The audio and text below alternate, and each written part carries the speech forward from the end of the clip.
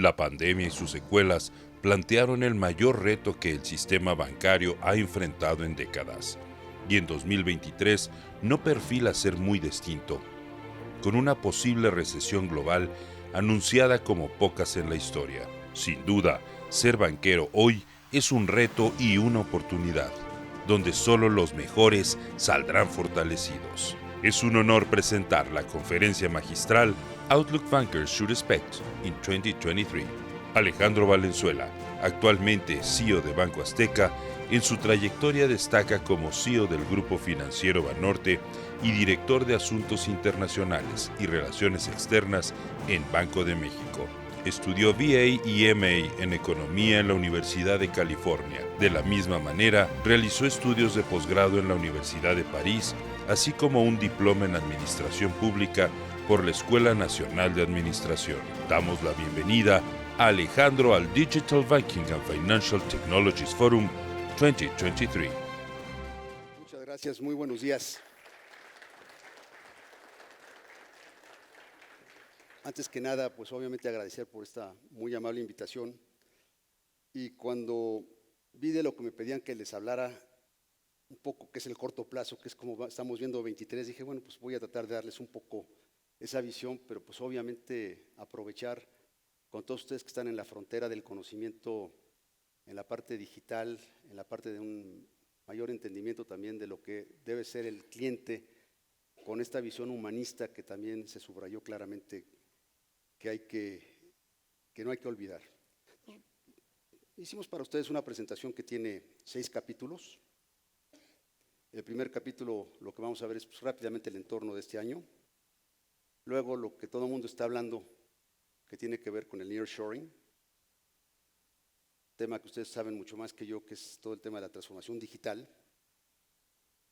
Cuarto, está en boga y hoy en día algunos hablan del invierno o no de las criptomonedas. Creo que es una gran tendencia que no hay que dejarla y soltarla de vista.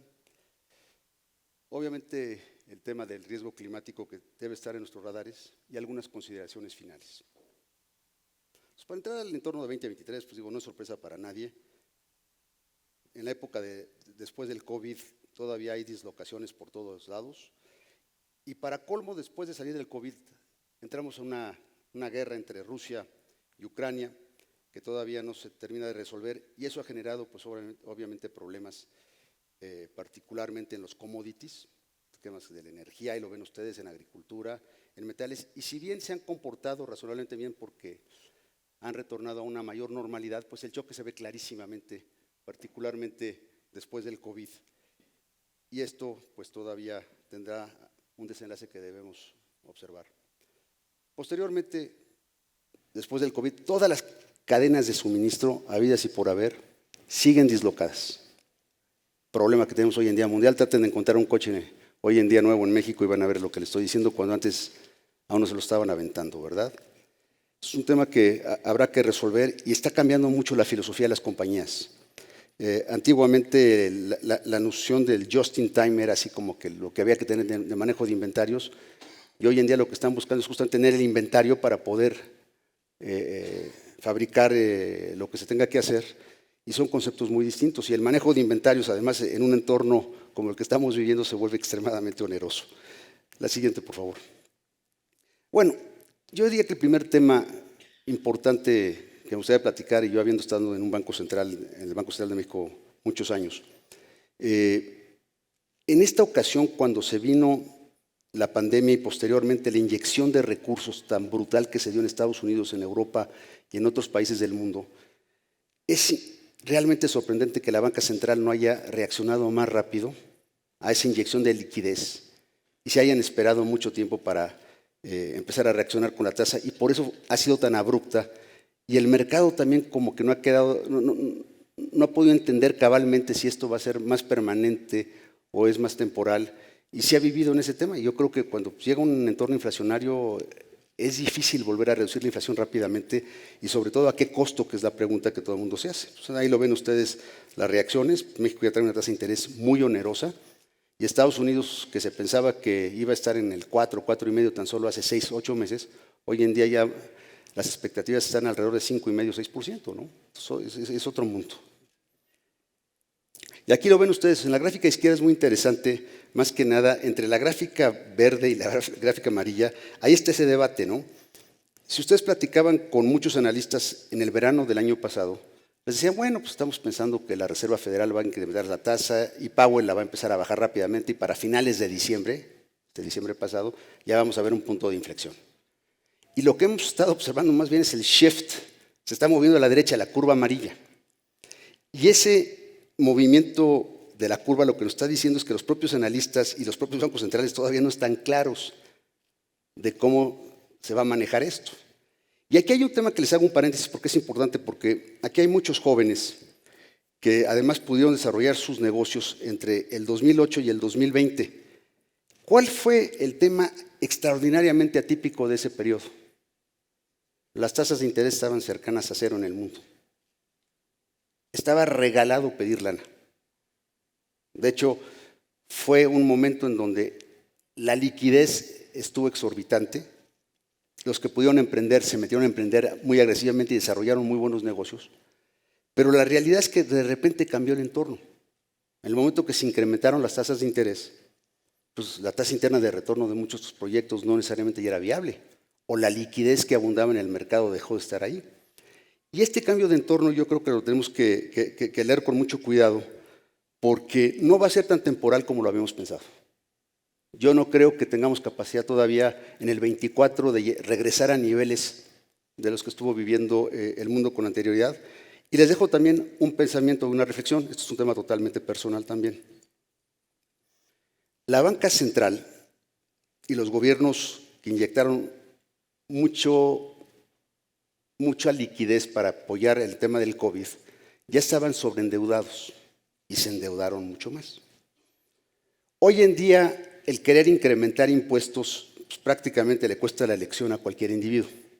Tú no puedes llegar a proponer ser electo en cualquier lugar del mundo diciendo y tendremos que incrementar los impuestos.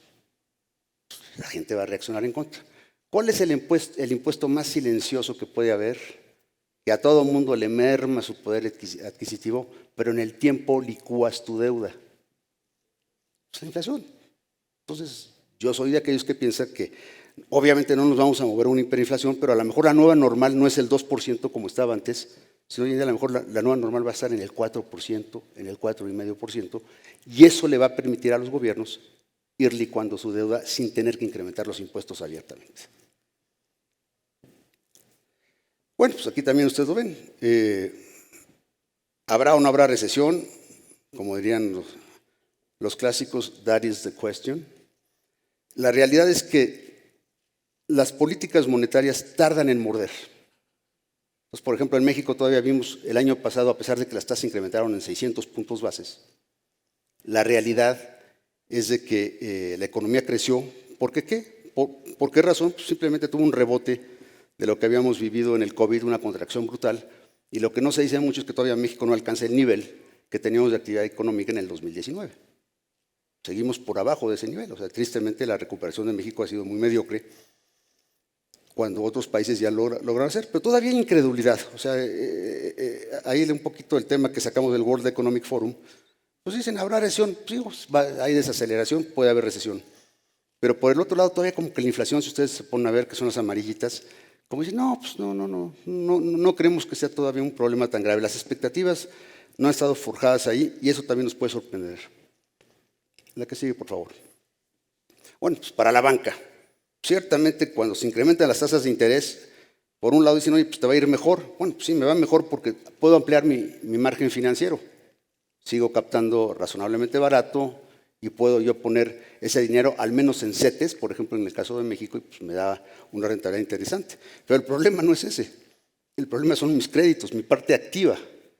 Y en la parte activa de los créditos que tenemos hoy en día en la banca, pues hay un poco de todo. De entrada, bueno, cuando el dinero es más costoso, pues tienes menos demanda por tu crédito.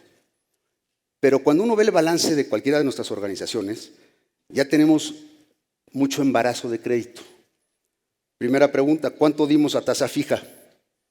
Pensemos, por ejemplo, que algunos de nosotros tomamos un crédito hipotecario de cualquiera de los grandes bancos hace 2, 3 años y me prestaron al 7,5%.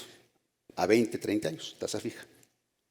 Bueno, si ese banco no hizo algún esquema de cobertura ante un probable incremento de tasas de interés, está recibiendo 7,5 de un lado y para poderse fondear tiene que ir al mercado por 11, al menos.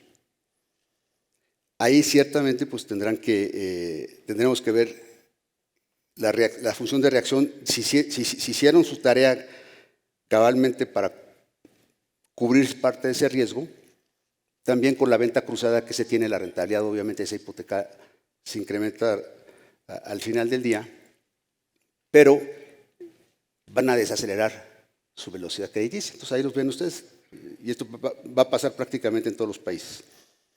¿Por qué México todavía está mostrando cierta rentabilidad y cierta evolución favorable? Porque el rebote de un nivel tan bajo fue bueno y todavía no nos ha mordido el incremento de la tasa de interés. Habrá que tener esta discusión en 6, 8 meses y veremos otra realidad. Ahora, lo bueno, la realidad es que después del 94 en México y después del 2008 en el mundo, pues hemos aprendido a tener una mejor banca, una banca más capitalizada, una banca con mejores índices de liquidez, una banca que cuida mucho más las cosechas crediticias que se van generando con su propio crédito, y esto nos ayuda pues, a enfrentar el temporal, y también una banca que pudo ajustarse en una circunstancia que fue inédita para todos, que fue el COVID. El COVID realmente fue un impacto brutal. Y les voy a hacer un paréntesis porque de alguna forma se mencionaba aquí al principio que para mí en lo personal fue un aprendizaje muy interesante. Cuando se vino el COVID, pude apreciar la diferencia entre la banca formal, por ejemplo, cuando yo estaba en Banorte, la banca formal, clase media, media alta, y lo que es un banco popular, en el que me toca trabajar hoy en día, que es Banco Azteca. Cada semana nos buscaba la Secretaría de Hacienda, el Banco de México y la Comisión Nacional Bancaria y de Valores para preguntarnos cómo íbamos. Y pues, obviamente yo veía mucha preocupación por parte de ellos porque había una desaceleración. Y me decían, ¿y ustedes por qué no están parando? Yo decía, porque la demanda está ahí, no están pidiendo más crédito. De repente ponen unos programas de reestructura para que el cliente pudiese tener más oxígeno ante la coyuntura, pues imagínense el choque que había implicado para muchos el cerrazón de la economía. Y lo que pasó aquí fue muy interesante porque nosotros pues, ofrecimos estos programas a nuestra clientela y casi nadie lo tomó. Del 100% solamente el 4% lo tomó, cuando en otros bancos fue el 30, 40, 50% de su cartera. Y ahí, ¿cuál fue la resultante? Pues muy sencilla, la economía popular en México nunca se pudo parar. Porque si se para, ¿qué creen que tenemos? Un estallido social.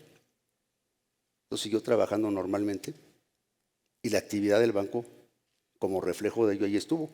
Me sorprendió que el regulador, a pesar de que sea un regulador mucho más, digamos, inclinado a entender lo que pasa en el México profundo, estaban incrédulos de lo que estaba pasando.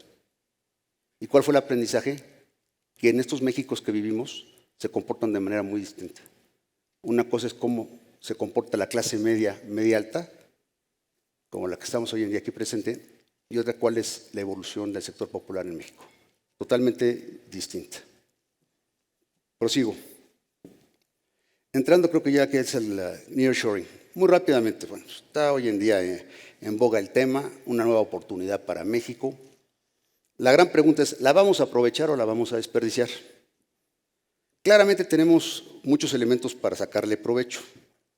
Ya el tema con China, desde hace tiempo veíamos que la problemática por la dominancia digital en el mundo entre los chinos y los americanos, pues iba a generar complicaciones. Hoy en día, México, afortunadamente, pues tenemos alrededor de 13 tratados de libre comercio con cerca de 50 países en el mundo. Y somos una economía muy abierta. Pues ya entendemos esto bien desde el 94.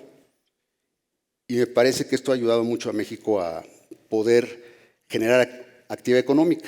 Pero, viendo la siguiente lámina, vean ustedes algo que es muy interesante.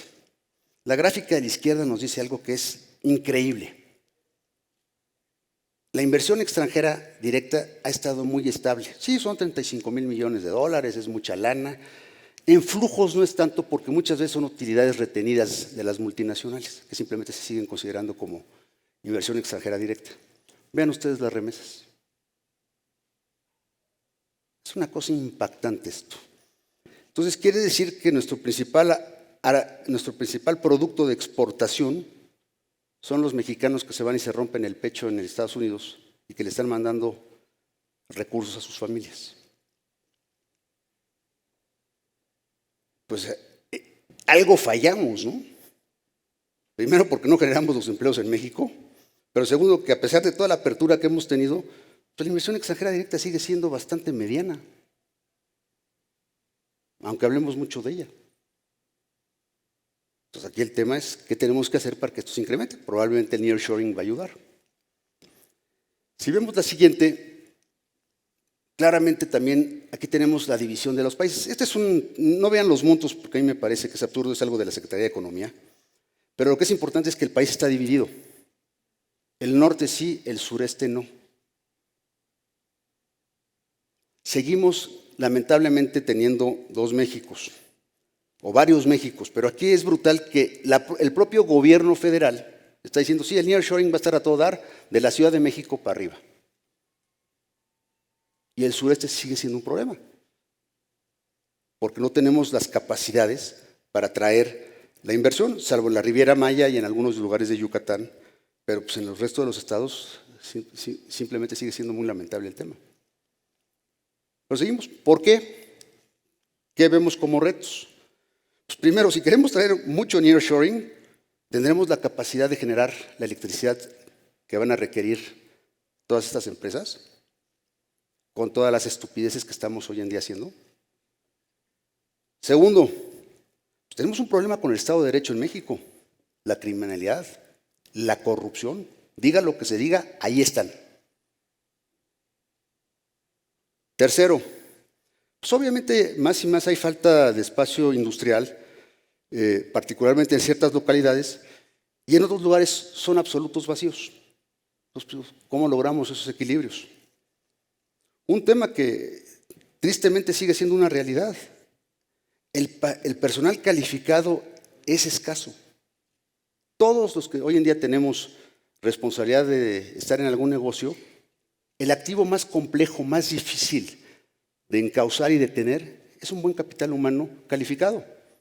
Pregunta, ¿cuántos mexicanos realmente hoy en día dominan el inglés lo suficiente o una lengua extranjera para poder ser atractivos para estas empresas? El sistema educativo mexicano hoy en día debate estupideces políticas y no están metiendo a ver cuál es lo fundamental. Las matemáticas, un buen uso del lenguaje, un buen entendimiento de una cultura general y los idiomas. Estamos ahí todavía en un debate absurdo. Otro tema que es problemático. Una empresa cuando viene a México pues tiene una visión de 20, 30 años por lo menos, ¿no? Y si sé que cada 6 años va a llegar alguien que me va a cambiar las reglas del juego, ¿le entro o no le entro? Pues tendría mis reticencias. Por eso es muy importante el fortalecer las instituciones. Qué bueno que tenemos un tratado de libre comercio. A pesar de que con el gobierno del presidente Trump se cambiaron algunas cosas, sigue habiendo esos esquemas que nos permiten navegar con cierta estabilidad. La continuidad en la visión de lo que tenemos que hacer a 20 o 30 años tiene que estar clara. Y claramente, hace poco me buscaron un grupo de empresas francesas que están muy preocupadas por lo que estaba pasando en México. Y me decían, oye, en nuestro programa de cero emisiones y de una huella de carbono cero que estamos implementando a nivel mundial, México se nos está rezagando mucho. ¿Qué podemos hacer? Pues les pasé un rosario. ¿Qué me estaban diciendo ahí? Si México no se pone las pilas, pues vamos a tener que buscar otros destinos para invertir. Pues creo que son temas que debemos estar todos muy conscientes porque la oportunidad está ahí. Es una oportunidad gigantesca. Tesla ya dio su primer paso, padrísimo. Pero pueden venir muchos más. El tema es, tenemos que ponerles la cancha para que lo hagan bien, ¿no? Y eso depende de todos nosotros. Continúo. Aquí la realidad, ¿qué les puedo decir a ustedes? En este foro de Digital Banking y Financial Technologies.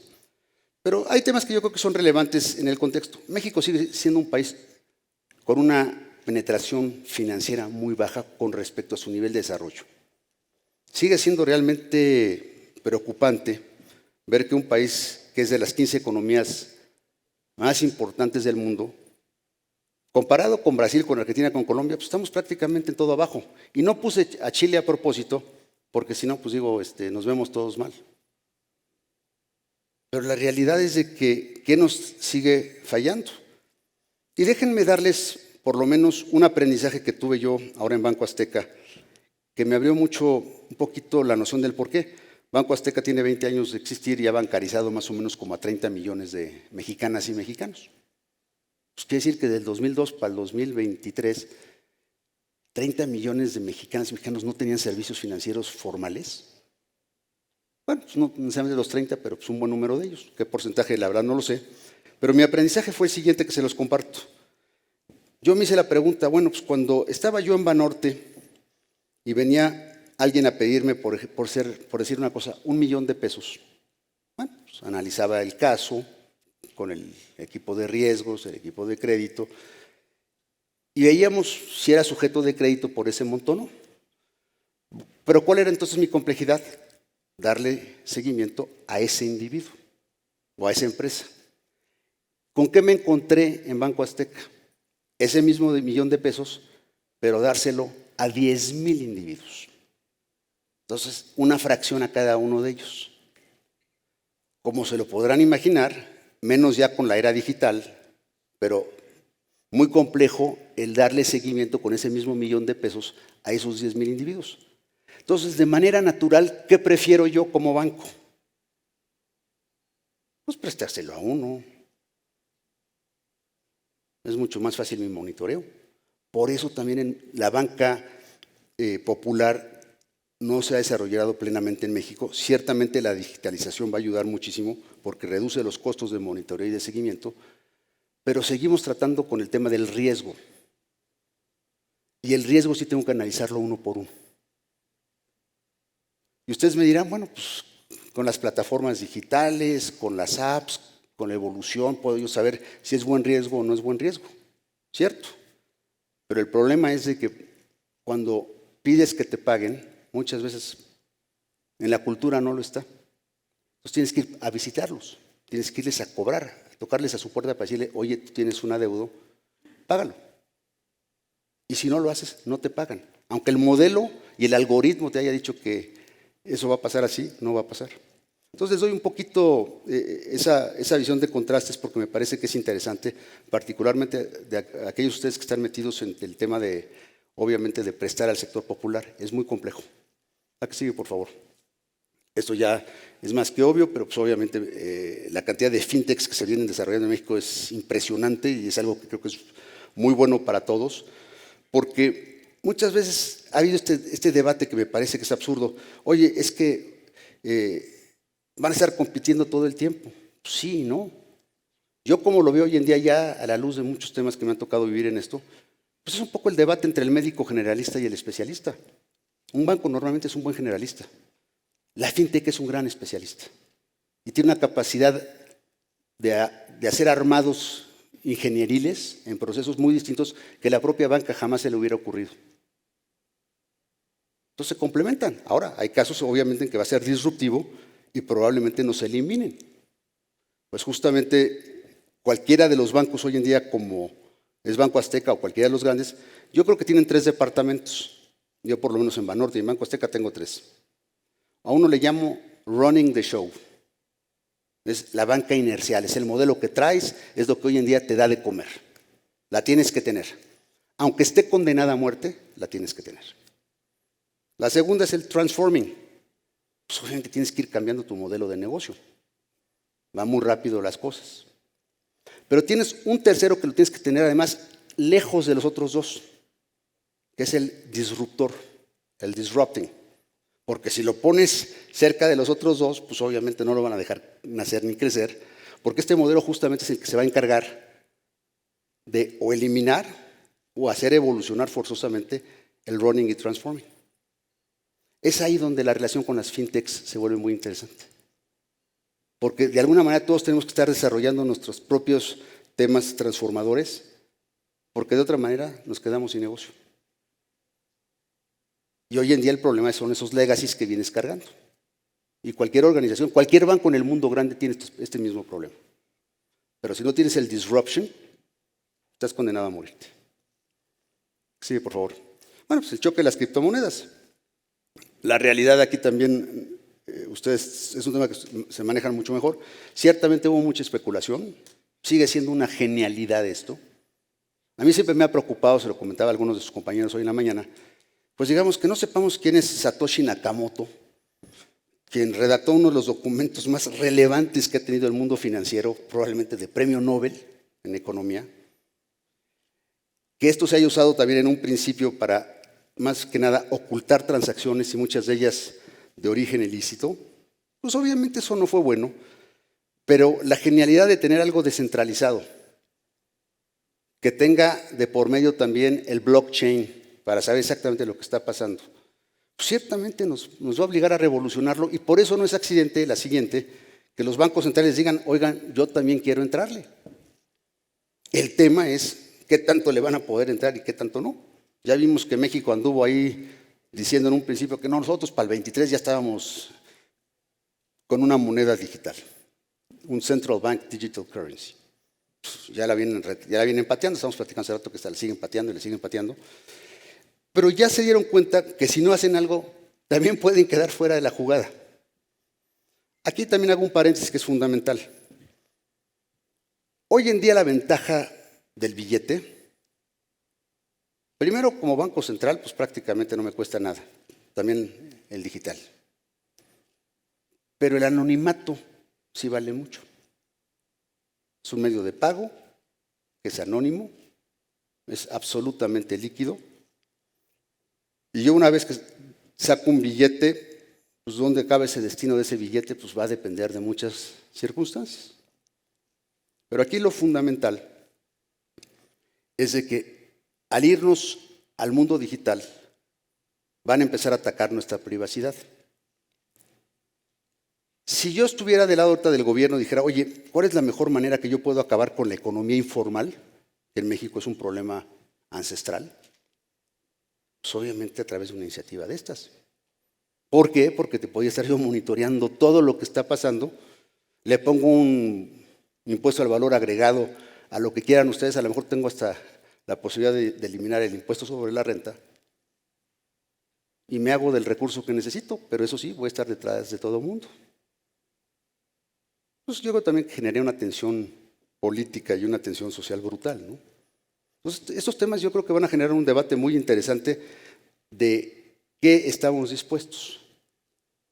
Nosotros aquí, pues obviamente todos estamos fiscalizados, pero mi clientela que tengo en algún mercadito en Iztapalapa o en Xochimilco, aquí en la Ciudad de México, para dar ejemplos, o en algún lugar del Estado de México aquí cercano, pues obviamente alguna vez que visité a alguna señora que tenía su puesto y le dijo, oiga, ¿por qué no abre su cuenta de esta manera y lo otro? Y nomás de repente me agarró del brazo y me dijo, oiga, pero si hago esto, ¿se va a enterar Hacienda? Le dije, sí señora, sí se va a enterar Hacienda.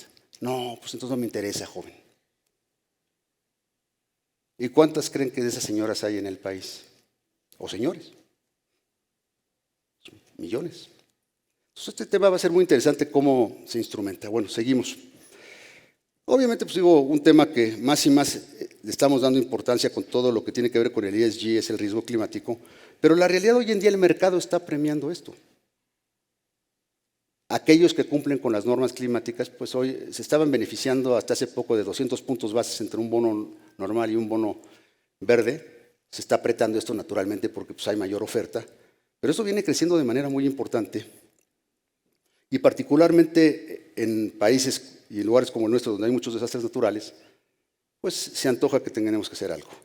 En México viene creciendo esto de manera importante, ahí ven ustedes en el mundo ya son casi 950,000 millones de dólares. México ha crecido en pesos importantemente, aquí ven ustedes particularmente los dos últimos años, pero esos 245,000 millones de pesos son 13,000 millones de dólares, comparado con los 933 que vimos en la gráfica anterior. Pues quiere decir que México tiene también un área de oportunidad gigantesca, es un porcentaje todavía muy pequeñito de lo que puede representar este mercado. Para los bancos va a ser importante. Una serie de consideraciones finales y ojalá y tenga la oportunidad de intercambiar con ustedes puntos de vista. Primero, pues obviamente el 23, el entorno está muy desafiante y la buca famosa está en toda su amplitud. Volatilidad, incertidumbre, complejidad y mucha ambigüedad. El incremento de las tasas de interés no se ve tan temporal como se pensaba tan solo hace algunos 6 o 8 meses. Llegó para quedarse un rato. El punto de inflexión probablemente lo veamos pronto, o sea que llegue ya la tasa máxima, pero puede haber sorpresas en el camino.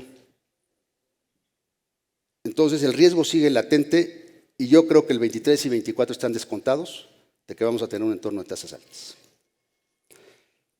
Obviamente menos liquidez, el costo del dinero es muy distinto y habrá que revisar qué es viable y qué no es viable. Nosotros mismos en el banco traíamos una serie de proyectos que al 10% era interesante. Con tasas hoy en día en el mercado, no para el gobierno del 15%, pues obviamente no hay manera, ¿verdad? Entonces todo el mundo va a tener que estar revisando sus portafolios y decir esto sí, esto no, o qué hay nuevo que yo pueda llevar a cabo para que aproveche las circunstancias. Claramente vamos a aproximarnos al entorno político y cada 12 años coincide Estados Unidos y México. Eso va a generar volatilidad. Y como regla, generalmente cuando Estados Unidos aprieta su política monetaria, el resto del mundo empieza a sudar más. Y México no es la excepción. Entonces, el entorno no va a estar fácil para nosotros. Y si realmente queremos aprovechar lo que viene como banca, como empresas, como innovadores, necesitamos lograr convencer a nuestros políticos que hay temas de política cortoplacista y hay visiones de mediano y largo plazo. Yo creo que no debe haber debate en qué tipo de infraestructura necesitamos, qué capacidad de generación energética necesitamos, cómo logramos tener un verdadero Estado de Derecho, mayor transparencia, atacar la impunidad, cómo también logramos que el sistema educativo vaya preparando a los jóvenes para poderse insertar a esas oportunidades que se van a presentar. Y al final del día, ¿no? Retomar en algunos casos una mayor presencia, particularmente de la gente que esté capacitada para tomar liderazgo en ciertos ámbitos donde se requieren técnicos, no políticos. Y si no lo hacemos nosotros, nos van a imponer individuos que no tienen conocimiento, políticas públicas que necesariamente nos van a afectar. Con eso termino esta parte, yo encantado de escucharlos. Muchas gracias.